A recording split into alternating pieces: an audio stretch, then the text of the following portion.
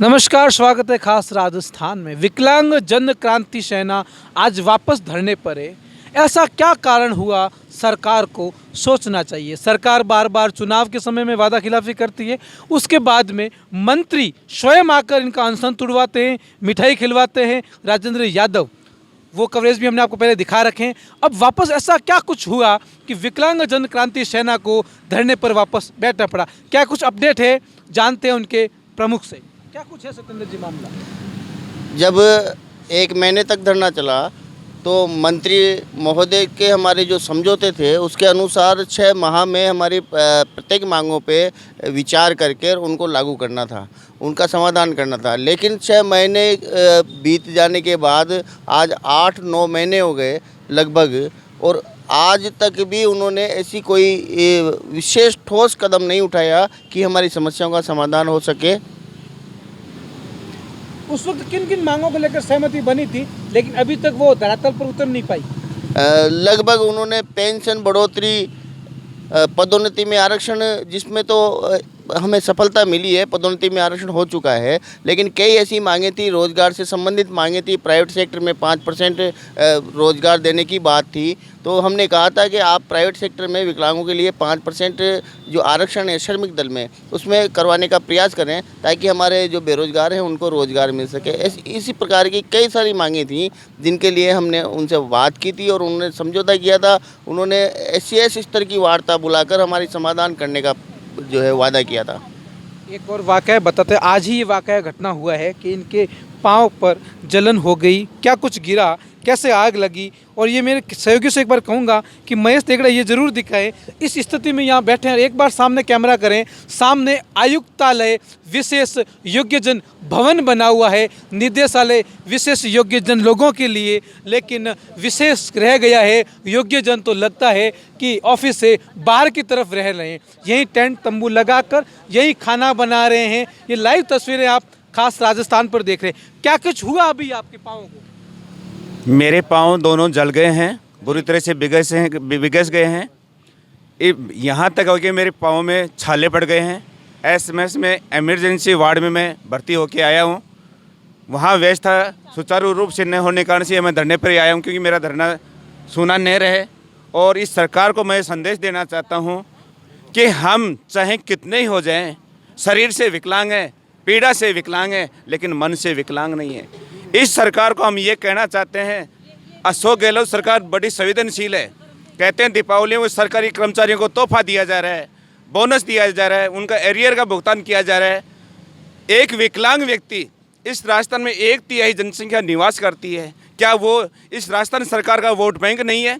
क्या इस सरकार को हमने वोट नहीं दिया? केवल विकलांग केवल वोट लेने का तो अधिकार रखता है। वोट तो करवाती है, व्हील चेयर देती है, अन्य सुविधाएं देती हैं, डोर टू डोर जाते हैं, लेकिन उनकी मूलभूत सुविधाएं हैं। आज वर्तमान में सबसे बड़ी संख्या, दिन प्रतिदिन महंगाई बढ़ रही है। पहला मुद्दा हमारा वर्तमान में यदि है तो वह है पेंशन का मुद्दा है। यदि आज हमारी 750 रुपये से पेंशन बढ़ा करके सम्मानजनक पेंशन 5000 रुपये की जाए, जो नरेगा की प्रतिदिन की आधी मजदूरी होती है, उसको 30 से मल्टीप्लाई करके 5000 होती है, तो एक सम्मानजनक पेंशन हो सकती है और हम जीवन यापन कर सकते हैं। 750 रुपये जो है वो केवल ऊँट के मुंह में जीरे के समान है, क्योंकि उससे एक विकलांग व्यक्ति सक्षम न होकर के असक्षम है, क्योंकि उससे 2 टाइम की चाय 1 महीने तक नहीं पी सकता है। मैं इस चैनल के माध्यम से कहना चाहता हूँ कि वेतन भत्ता बढ़ाने के लिए सरकार को जो बड़ी बड़ी नौकरियाँ वादा करते हैं वो सब पूरी करते हैं। क्या विकलांगों की इतनी की एक पेंशन नहीं बढ़ा सकती हैं? ये एक विकलांग यदि दंपति सुखते हुए अपने परिवार का खर्चा किस प्रकार से चला सकता है इस महंगाई में? यानी जीना आसान नहीं है। पहले तो भगवान ने विकलांगों को मारा है, दूसरा सरकार मार रही है। परिस्थितियां तो अलग हैं। तो मैं सरकार से ये कहती हूँ, यदि संवेदनशीलता है तो हमारी मांग पूर्ण रूप से सक्षम होनी चाहिए। 5000 रुपये की जानी चाहिए और इसी दीपावली पर तोहफा मिले। नहीं तो हम ये कहते हैं, ये दीपावली हम बिल्कुल उस दिन उपवास करके काली दिवाली के रूप में मनाने के लिए मजबूर हैं। हम वो कदम भी उठाने के लिए मजबूर हैं।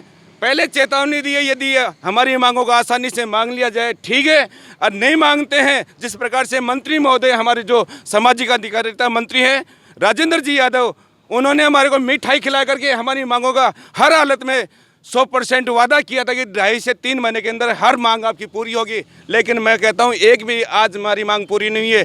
जो वर्तमान में दूसरा मुद्दा था हमारा स्कूटियों का, स्कूटियाँ बांट रही है। मैं कहता हूँ जन्मजात जो विकलांग है वो केवल 1975 से 80 के बीच में उस विकलांग को तो दरकिनार किया जा रहा है जो वास्तविक अधिकारी है, क्योंकि सबसे ज़्यादा आवश्यकता होती है 40 साल से अधिक की आवश्यकता में।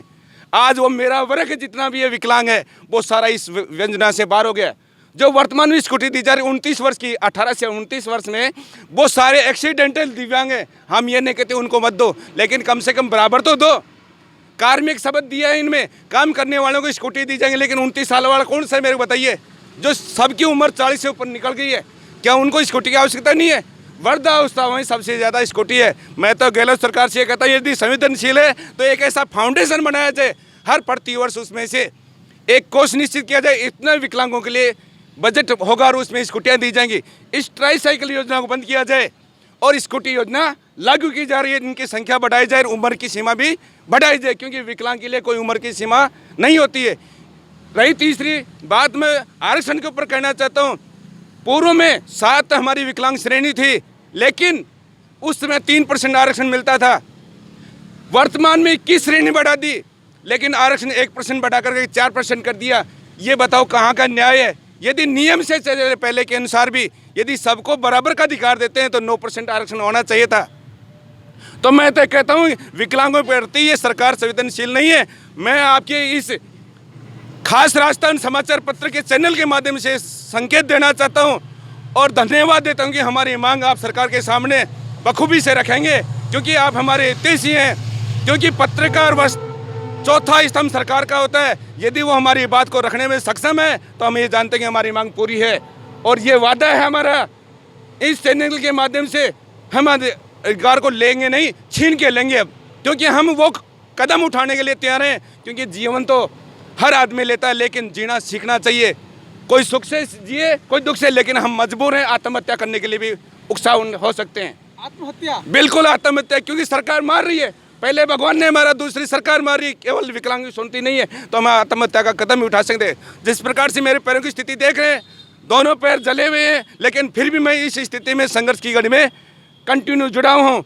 तो ये इस प्रकार की हमारी मांगें, उन मांगों की जल्द से जल्द जितनी भी समस्याएं हैं, उन रोजगार की समस्या है। आज विकलांगों को न तो प्राइवेट सेक्टर में रोजगार दिया जा रहा है, न अन्य पटवारी जैसे भर्ती हैं, ग्राम विकास अधिकारी जैसे भर्ती हैं, उनमें विकलांगों दरकिनार किया जाता है। जबकि वर्तमान में जो डिजिटल योजना चल रही है उसमें विकलांग बैठे बैठे काम कर सकते हैं, लेकिन उसमें पद समाप्त किए जाते हैं। केवल 1 लेग दिया जाता है। क्यों 2 लेग वाले कहाँ जाएंगे?